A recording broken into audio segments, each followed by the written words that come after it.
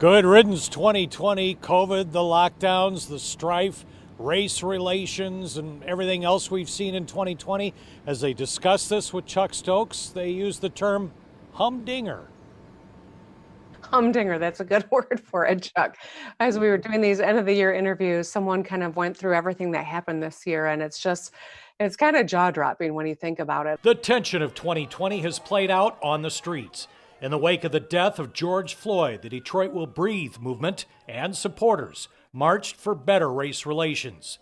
The race for president drew equally emotional people to protest what President Trump called, but could not prove in court, a rigged election. Will respect return in 2021? We've seen what it looks like when respect is not present, and when therefore people have chosen to disrespect, disregard, or not show care for others, for their life situations, for their public health, or for their safety. Bars and restaurants remain closed for inside dining going into a second month with COVID lockdowns.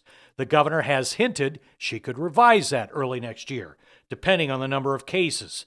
She has been sued by the businesses suffering. Republicans who control the state legislature have been critical about not being included in making the governor's decisions. Will that change in 2021? I'm not even going to go there. I'm going to stay focused on doing what I need to do. And you know what? I will continue to do the outreach and be inclusive of the legislature. I think that they're an important part of our system of government. But at the end of the day, the buck stops with the governor. And I've had to make some tough decisions. The lieutenant governor who was elected with the governor says COVID safety is about life and death. I lost dozens of people in my own life. We needed to act strongly and swiftly, and Governor Whitmer did that.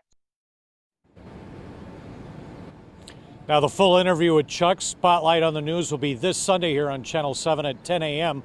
The current lockdowns for restaurants and bars run through January the 15th.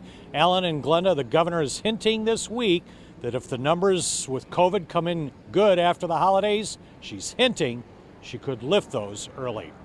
Live downtown, Jim Kurtzner, 7 Action News.